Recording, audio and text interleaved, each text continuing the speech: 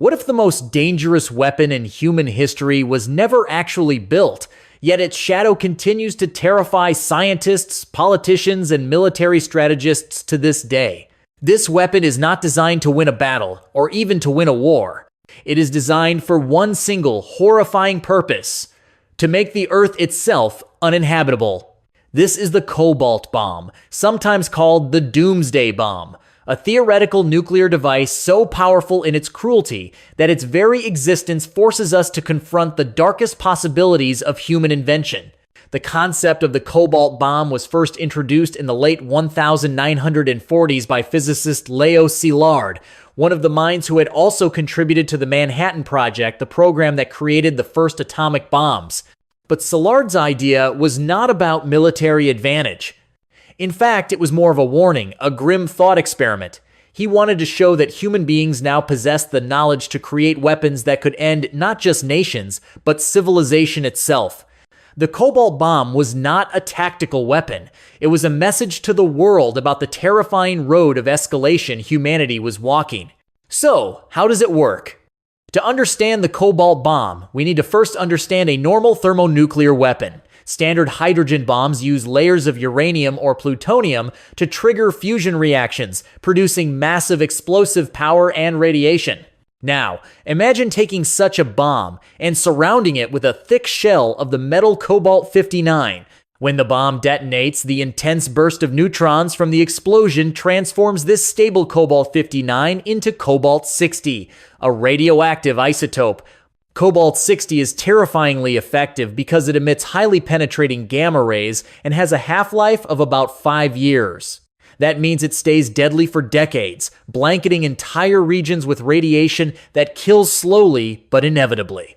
Unlike the immediate fireball and shockwave of a nuclear detonation, which destroys in seconds, cobalt fallout spreads silently, invisibly, and lethally across continents.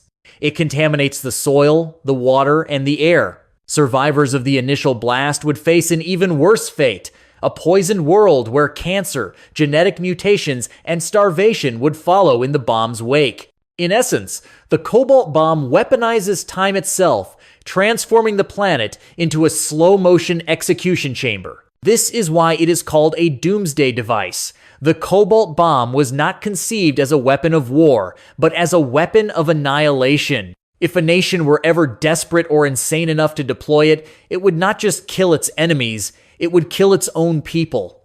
It would kill everyone. During the Cold War, when the United States and the Soviet Union were racing to build bigger and more destructive nuclear arsenals, the idea of the Cobalt Bomb hovered like a specter in the background.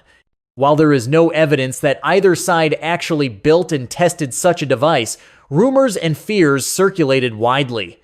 The Soviet Union's detonation of the Tsar Bomba in 1960, won the largest nuclear explosion in history, fueled speculation. If they could build something that massive, what was stopping them from building a cobalt-clad doomsday weapon? Scientists debated the feasibility. Some argued that covering a thermonuclear bomb with cobalt could indeed create enough radioactive fallout to poison the entire planet.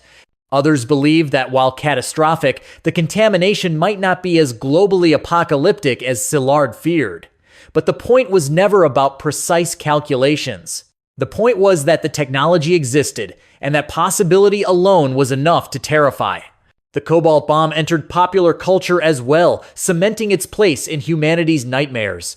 In the 1964 dark comedy Dr. Strangelove, the Soviet Union is depicted as having built a doomsday machine based on cobalt bombs, an automated system that would destroy the entire world if the country were ever attacked. Though fictional, the film captured the essence of Cold War paranoia. Once such a weapon exists, its very presence becomes the greatest threat. Perhaps the most disturbing aspect of the Cobalt Bomb is its simplicity. Unlike advanced futuristic weapons, it doesn't rely on technologies we don't yet understand. It is a modification of weapons we already built in the 20th century. Theoretically, any nation with nuclear weapons could design one. That knowledge is like a loaded gun resting on the table of history, waiting for someone reckless enough to pick it up. But why hasn't anyone built one, at least officially? The answer lies in strategy. Nuclear weapons are already terrifyingly effective at deterrence. Nations build them not to use, but to prevent others from attacking. The Cobalt bomb, however, crosses a line. It is not a deterrent, it is a suicide pact. To use it would be to destroy not only your enemies, but yourself, your allies, and the generations that follow. It is a weapon of total nihilism.